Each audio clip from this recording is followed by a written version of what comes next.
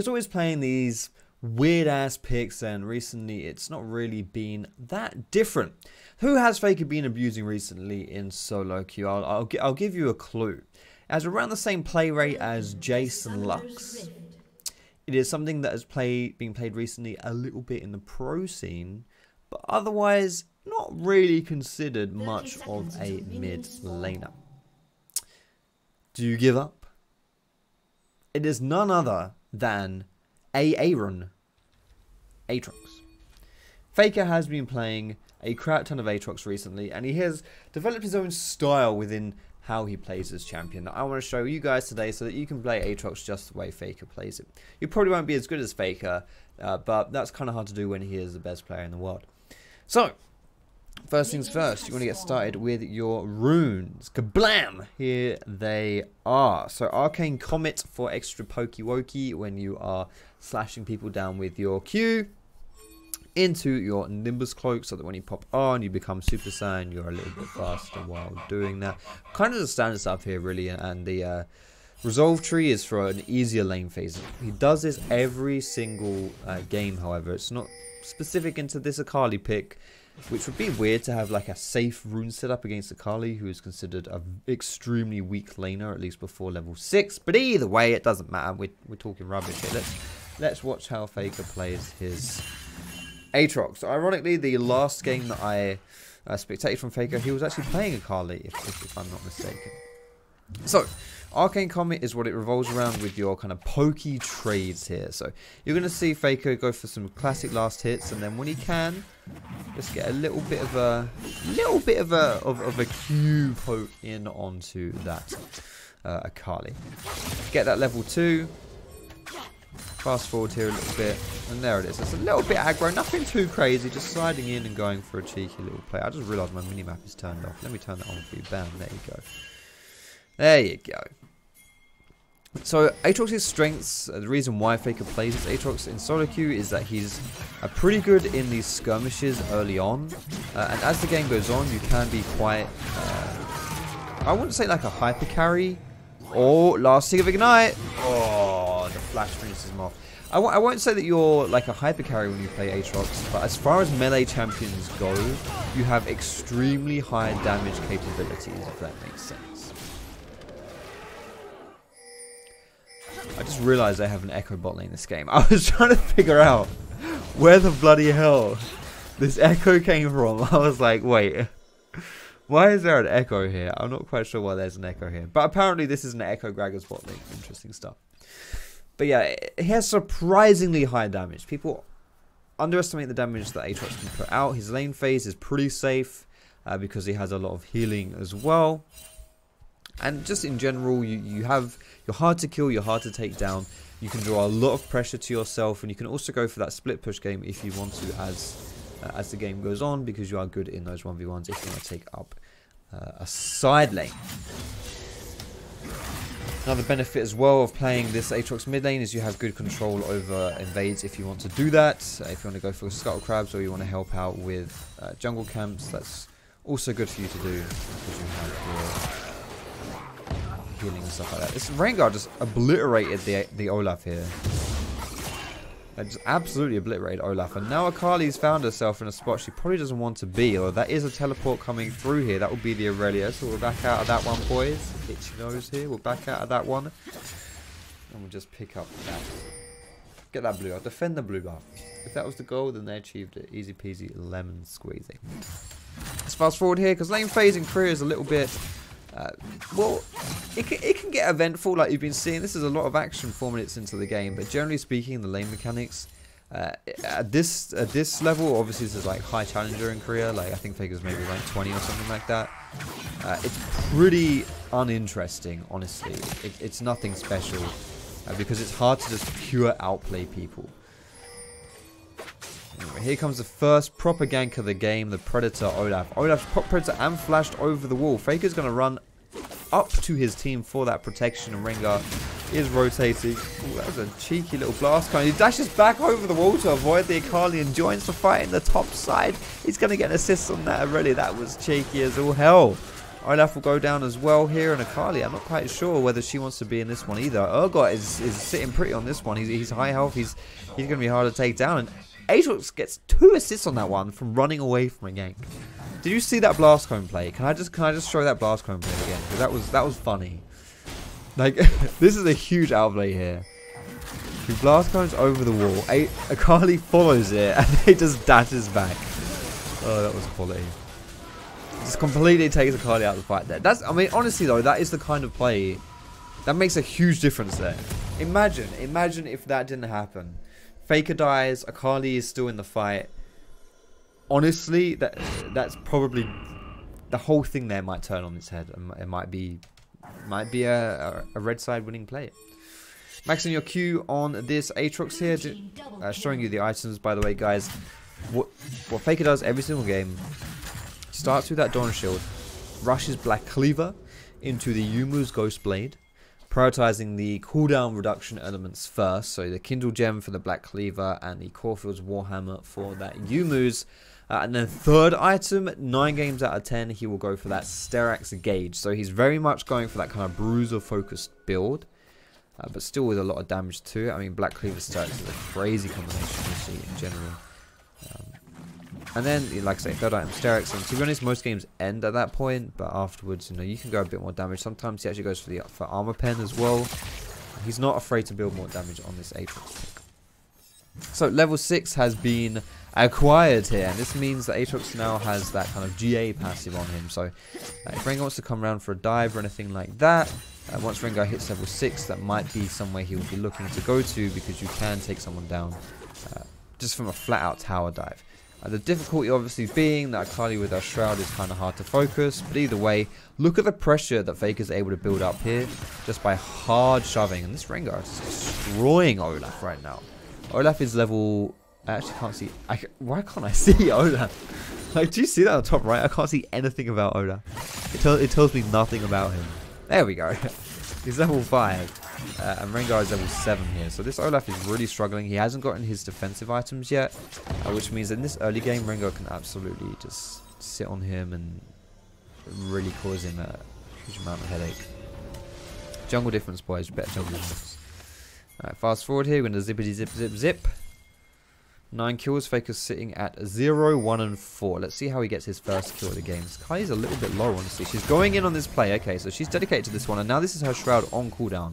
So if Faker wants to go for an aggressive play right now, this is the time to do it while this Shroud's down. She's not going to be able to run away from him. So he goes in with the auto attack. Gets that knock up. Cheeky. Cheeky, cheeky, cheeky. He's feeling it, though. You can tell he's feeling it. This is going to be a dragon going over to the blue team as well. He's got that ultimate up. Let's see if he decides to use it here and goes for a cheeky little dive or something like that. He's fishing for a catch here with his Q. He's fishing for it. Does he fancy it? He doesn't fancy it. Oh, he does fancy it. Alright. I mean, the Shroud will be back up now, so he's probably not going to actually hard dive here. If he had eyes, he would also be able to see that his Urgot is in need of help, but he decides to go for that mid pressure instead. I think he could have gone up and helped his Urgot there, but hey. Sometimes you just got to establish dominance, you know. Alright, this is another aggressive Shroud use here. I'm not sure about this one, Akali. I feel like these aren't going to work in your favor. So here we go. He lands the W. He's going to keep going on to this one. Akali might have... Ooh, that's the ulti away. I was going to say, Akali might have to flash all away from this one. So he decides... She opts into the ulti. Rengar goes a little bit too deep looking for that one. That's the second ultimate coming out of Akali.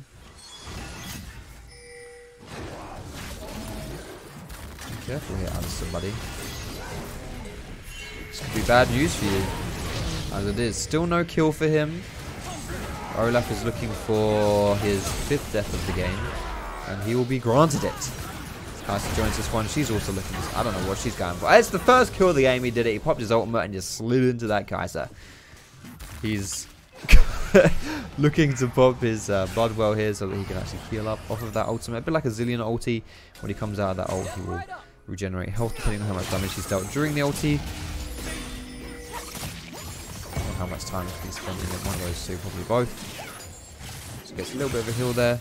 He's still playing a bit up here. He needs to be a little bit careful when Aurelius' ultimate comes up. It's not just now though, so he has nothing to worry about. He's going to go back to farming, and then soon enough we will see him recall and purchase his Black Cleaver.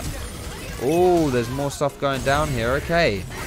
Focusing onto this Alistar is not the best idea with the Alistar ultimate going down, but Akali's just going to get melted in this one with Echo. Solo killing her there. Who said bot lane Echo wasn't a good pick? Oh, was that the swag? That was, yo, this requires a replay here. Look at this. Replay, we're going to flash a little replay symbol here. Look at this one. He's getting away from him. He's getting away. Doesn't even look. What's it going to be? Boop. The swag step ignite from your boy Faker. Finishes them off. Beautiful stuff. Good game. Oh, I feel so bad for Olaf, man. He's just been destroyed. He's 1-6 at 12 minutes. This is, you know, you versus the guy she told you not to worry about. 1-6-1, 7-1-8. Incredible. I wonder if this Rengar is anyone specific here as well. I'm actually going to look up this game, Faker's game here, and I'm going to see if this Rengar is a pro player or something like that. I obviously can't tell from his name here, but might be able to see if this Rengar is anyone specific or whether it's just a random solo queue player. Looks like it's just a random solo queue player, guys. I can't see any. I don't think he's not a pro player at least. But this guy averages a crap ton of deaths. This Rengar. His most played is Xin Zhao, 5.2 deaths. Then Rengar 5.1, Camille 5.1, Gragas 4.4, not bad. Lee Sin 5.2, Elise 5.3, and Graves 4.9. Average deaths per game. Averages 5 deaths per game, basically every single game that he plays. Yet he's 400 LP challenger on the Korean ladder. I find that quite surprising. Because what I often say to people when you're looking to improve is just like, okay, how are you dying? Because pretty much every single time you die, it's avoidable. More or less, every single time you die, it's something you didn't want to happen, and it's avoidable. There are times though when you die, and that's fine. Because say like they 5-man dive you bot lane, and then your team gets like a tower in top and a tower in mids, like that's fine. You know, you probably can't avoid that one. Red team's turret has been destroyed. But this guy just seems to die a crap ton. I wonder whether the way he plays, he just generates a crap ton of pressure, so it doesn't matter if he dies. If he's int it to win it, so to speak. That doesn't make sense, but still. Alright, Rengar's making this game very easy here. Let's see how Faker decides to snowball this one. So Ogot's going in top, and he's got that tower here. Let's see. Faker with the EQ gets the knock up, gets the comet as well. Kai'Sa's pathing is not doing her any favors right here. She's going to be going down as well, and then a cheeky little mop up. Oh no, it's not happening. Did Ogot flash that one? Oh, this is the absolute fiesta, guys. This is absolute fiesta. Here goes Faker again. He's feeling it. He's feeling the play. It's the Olaf this time around, and the Akali. He has his ultimate. He's baiting that. He's put it down now as well. This Olaf is as squishy as a ball sack right now. He ain't long for this world. He's going down. Even though he has the Cinderhulk, he's 1-9-1. 1-9-1. 9 deaths of 15 minutes. I mean, hey, guys, if you ever feel bad about feeding your ass off in a game, apparently it happens to everyone.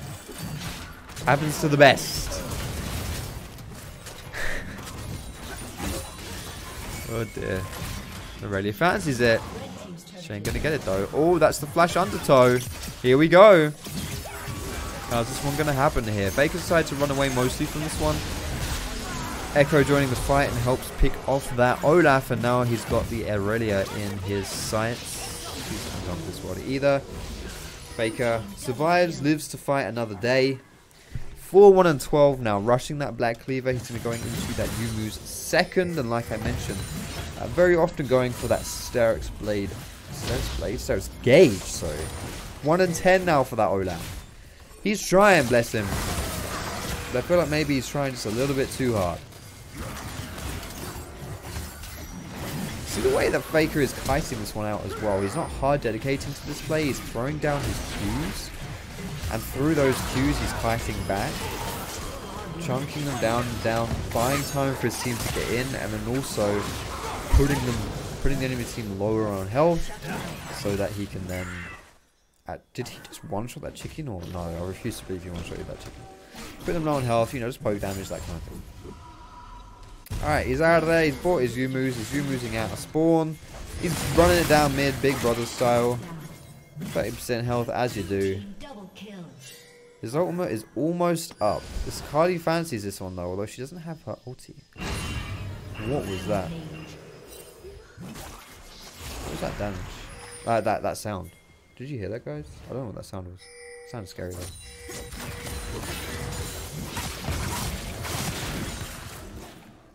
Is he going for it? He feels like he just... Is she dead? Look at that mechanical outplay.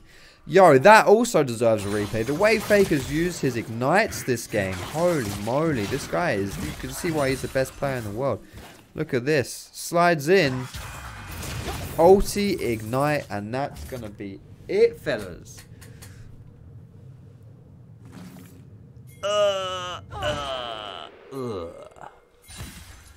Beautiful stuff there from that boy Faker. 1 secondo, fellas. I have little thing down here.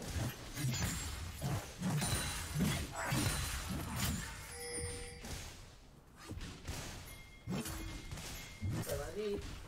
Fine. Red team's turret has been destroyed.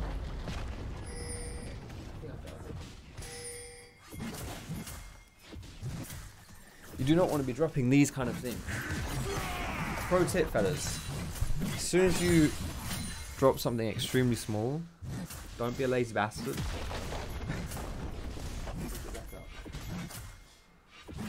I would not be happy if I lost that. Alright, we're just going to fast forward this game, guys. Boring at this point to break down. I don't want to say boring to break down. It's not boring. Boring is the absolute wrong word here. It's fun, but it's a fiesta, and fiestas are not good analysis targets.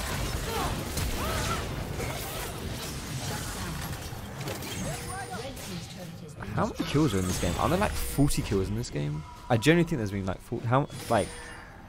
This game's been going on for 20 minutes. 20 minutes, and there are 60 kills. Over 60 kills in 20 minutes. Ridiculous. Pops his Yumu, so he recalls faster. Just kidding, that's not a thing. Gets the armor pen. Honestly, I feel like the reason he's got an armor pen in this game specifically is because he's just stomping. I don't think that armor pen is something he would normally buy. Probably would opt for that Sterix, but Kai'Sa's gonna get 2-shot here if she's not. What? Yep.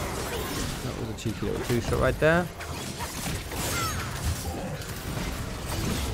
He has too much damage at this point.